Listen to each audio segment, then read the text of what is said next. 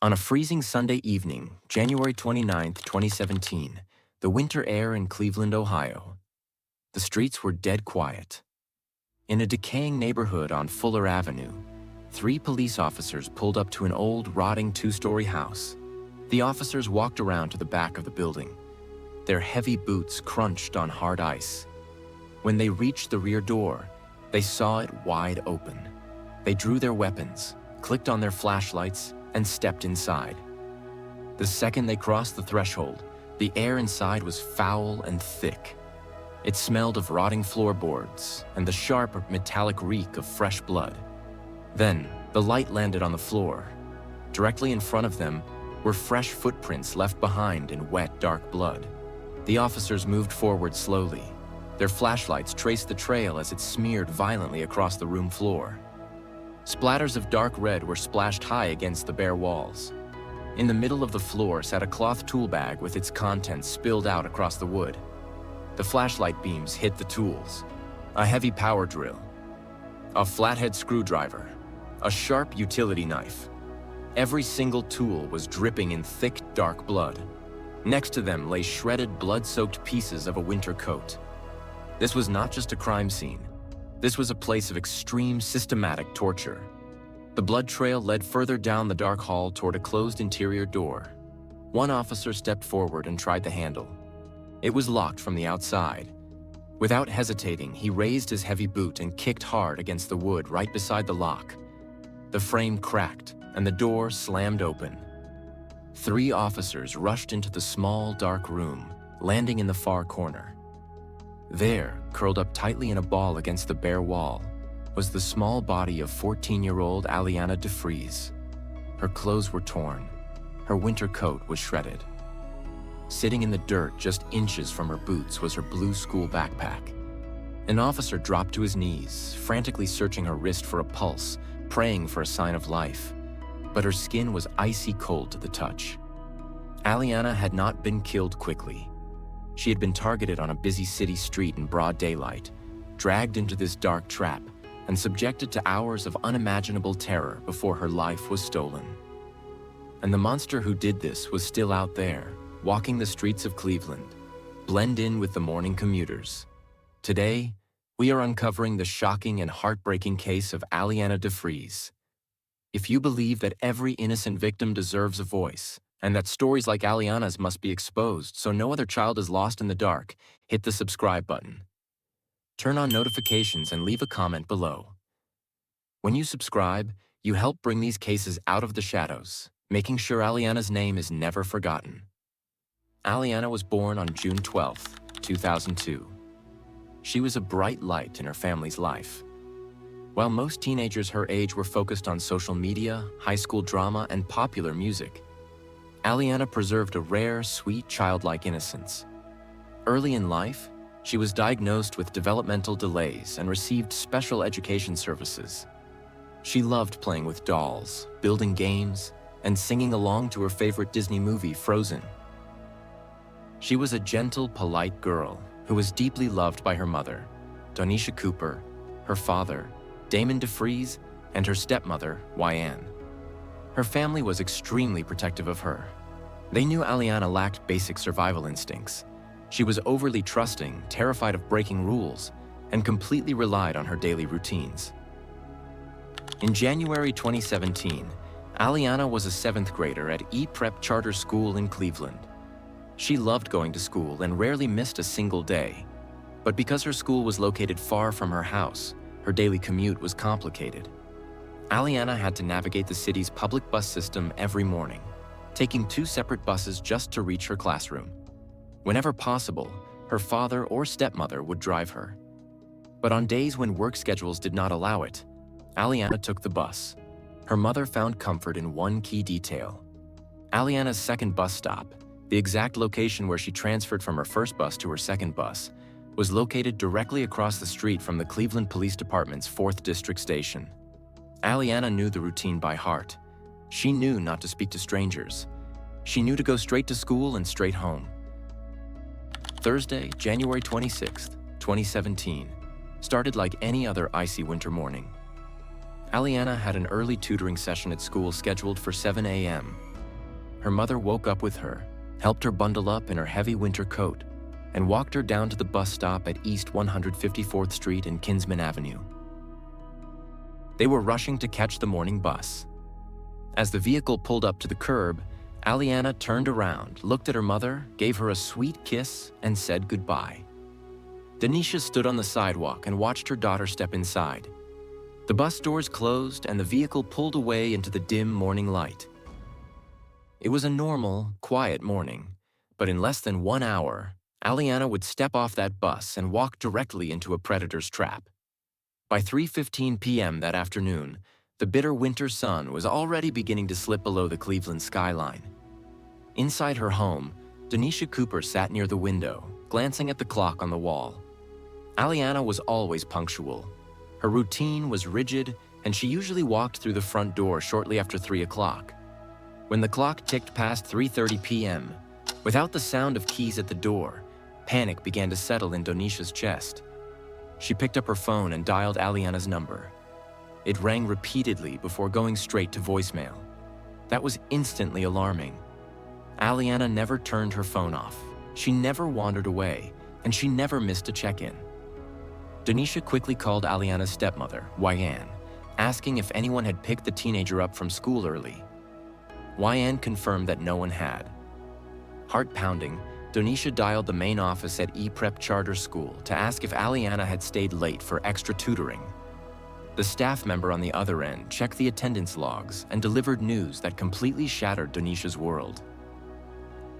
Aliana had never made it to her classroom that morning. She had been marked absent during morning homeroom. Nearly 9 full hours had passed since Denisha stood on the frozen sidewalk and watched her daughter climb the steps of the morning bus. 9 critical, irreplaceable hours where a vulnerable 14-year-old girl was missing in the freezing cold, and not a single person had sounded the alarm. Months prior, Denisha had explicitly signed up for the school's automated emergency notification system. The service was designed to automatically send a text message or phone call to parents the moment a student was marked absent without prior notice. But on this fateful morning, the system suffered a complete failure. The school would later cite a technical malfunction that prevented the automated alert from firing. Because of that single technical failure, while Aliana was facing unimaginable danger, no search was launched.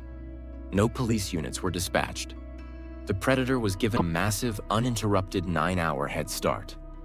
At 4:15 p.m., Denisha desperately called the Cleveland Police Department to report her daughter missing. When officers initially received the call, they responded with standard procedural questions. In missing person cases involving teenagers, law enforcement officers frequently operate under a dangerous bias, the initial assumption that the teenager is simply a runaway who skipped school to hang out with a friend or a romantic interest.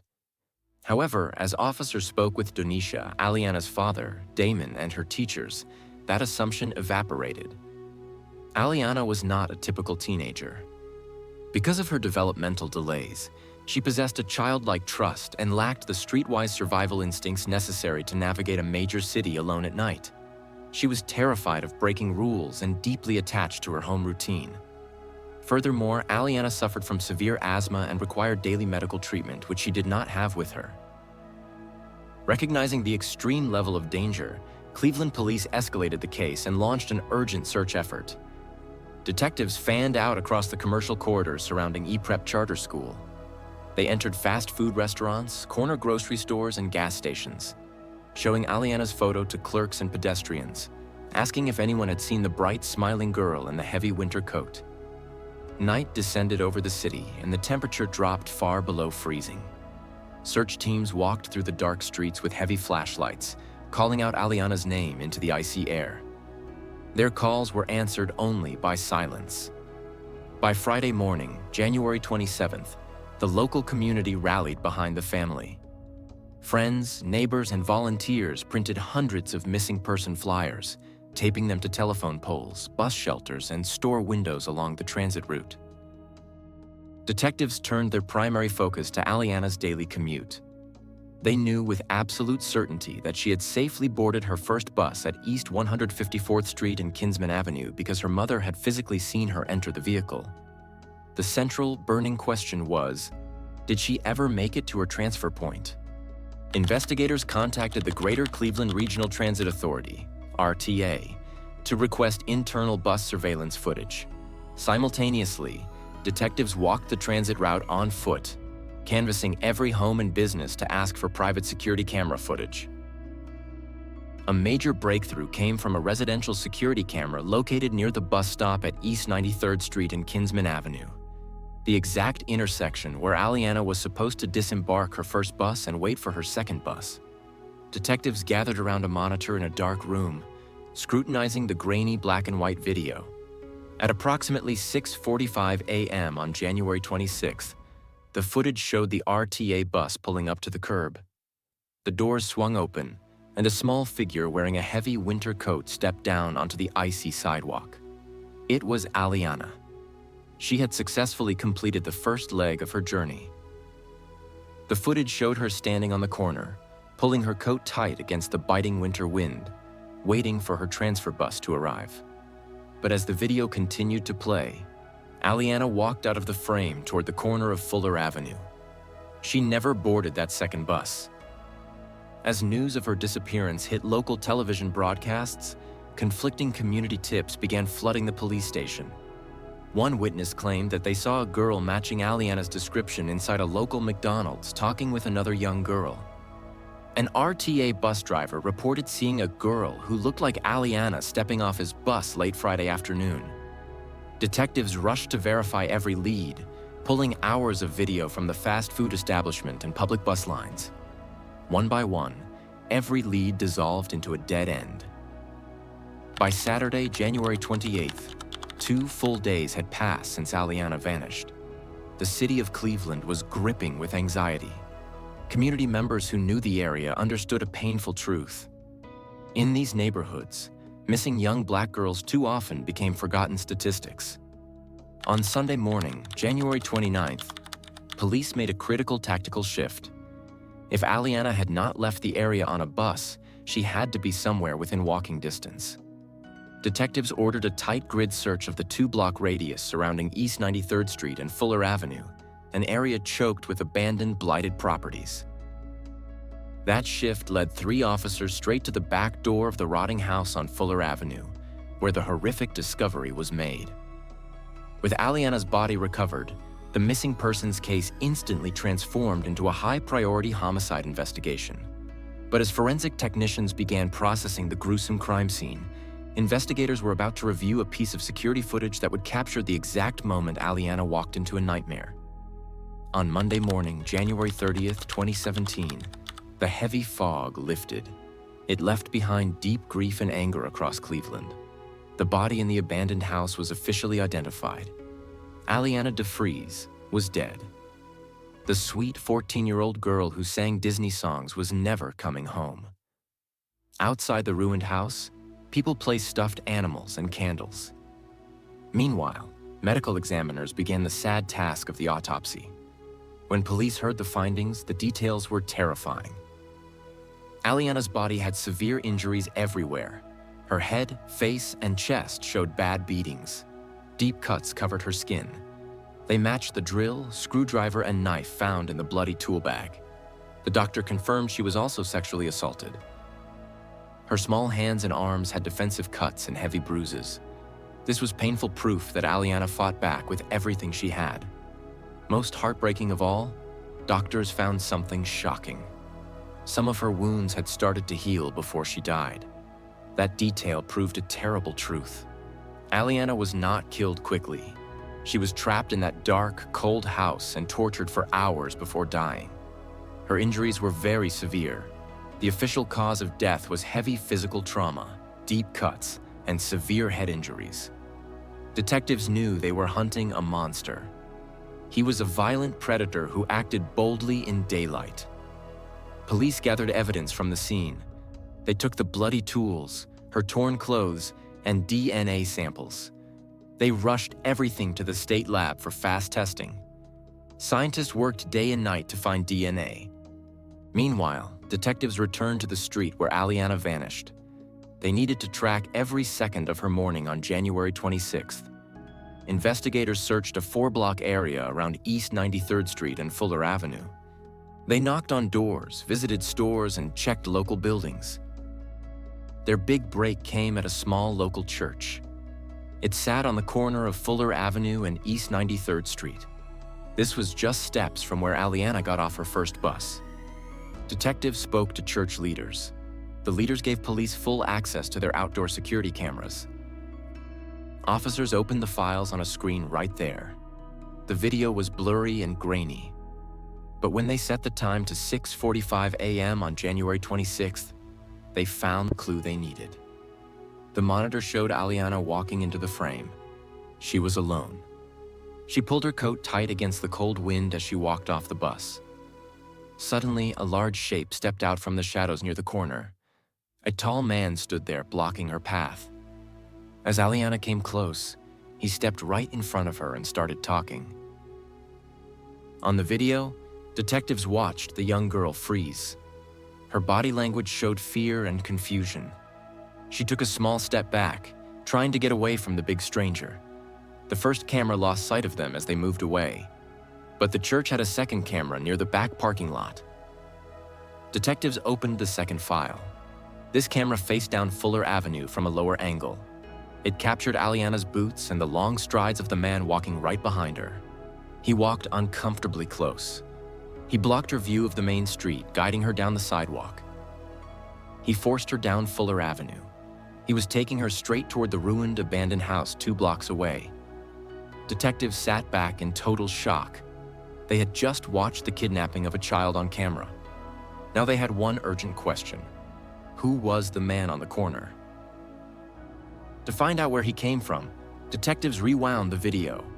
They looked at footage from long before Aliana's bus arrived. At 6:15 a.m., 30 minutes before Aliana stepped off the bus, the footage showed the same tall man. He was walking on the sidewalk in front of the church. He walked past, went off screen, turned around, and came back. For half an hour in the freezing dark, he paced up and down the street. He paused near the corner, constantly looking around. He was not waiting for a bus. He was pacing like a hunter waiting for a victim. The video gave police a clear description. He was a tall, middle-aged black man wearing a dark coat and a dark winter hat. Detectives rushed back to the station. They searched local criminal databases. They pulled records for violent offenders, sex offenders, and people with a history of knife attacks near Fuller Avenue. They compared mugshots to the blurry video. Then one photo stopped the lead detective cold. The face, build, and height matched the video image perfectly. His name was Christopher Whitaker. He was a 44-year-old registered sex offender who lived nearby. When detectives checked his record, they saw a scary pattern. Whitaker was a repeat offender. He had been convicted in 2005 for a brutal attack and stabbing of a young woman. Yet, despite that violent knife attack, Whitaker served only 4 years in prison before getting released back onto the streets. At that exact moment, the phone rang. It was the state crime lab.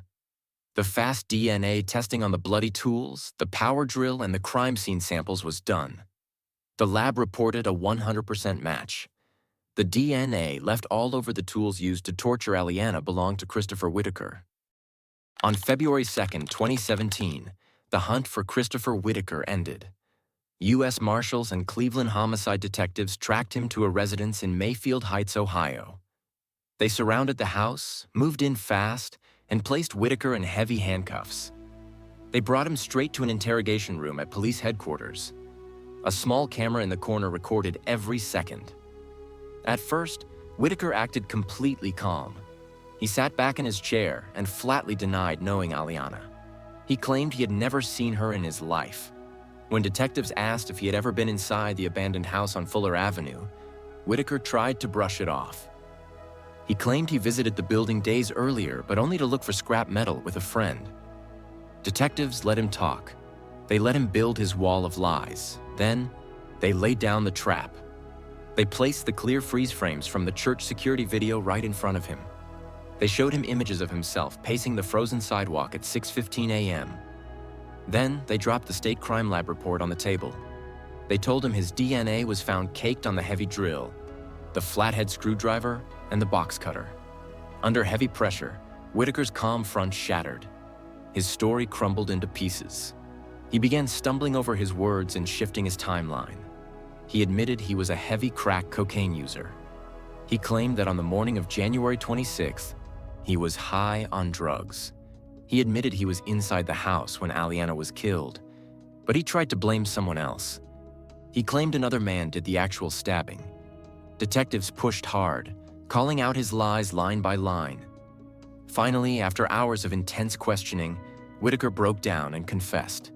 He admitted he punched Aliana on the sidewalk and forced her inside the empty house. But then, he tried to excuse his horrific actions. He told detectives he blacked out from the crack cocaine. He looked at the officers and said, "People are going to look at me like a monster. I'm not a monster. I'm just an addict who made a mistake." That was the exact word he used to describe hours of extreme torture and the murder of an innocent 14-year-old child. Detectives had everything they needed.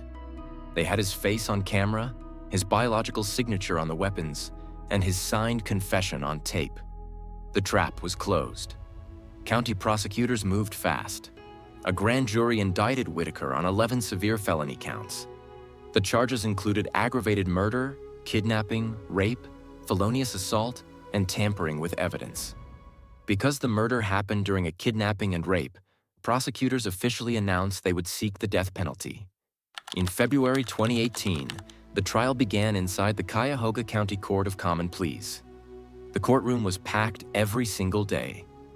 Aliana's grieving family, community members, and journalists filled the wooden benches. Whitaker's defense attorneys tried to build a case around his drug addiction. They argued he was so high on crack cocaine that morning that he could not form the intent to commit a planned murder. Prosecutors crushed that defense step by step. They played the church security video for the jury. They pointed out that Whitaker paced the sidewalk for 30 minutes before Aliana ever arrived. He was not out of his mind on drugs. He was actively hunting. He waited for a vulnerable child walking alone. Then, prosecutors presented the physical evidence. Medical experts took the stand to detail the deep cuts, puncture marks, and severe blunt force trauma across Aliana's body.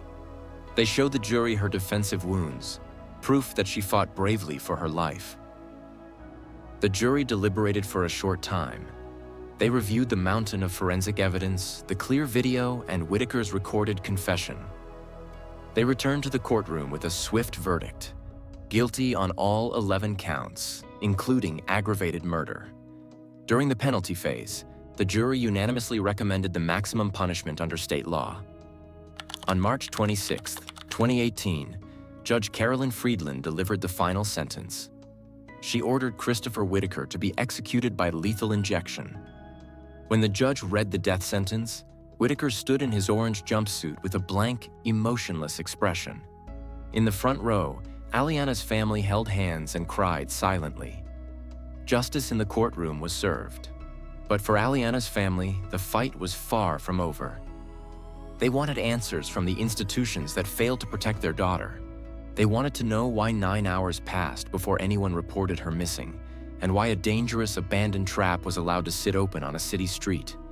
With Christopher Whitaker heading to death row, the criminal trial was over. But Aliana's parents knew that holding her killer accountable was only half the battle. Deep wounds remained across the entire community.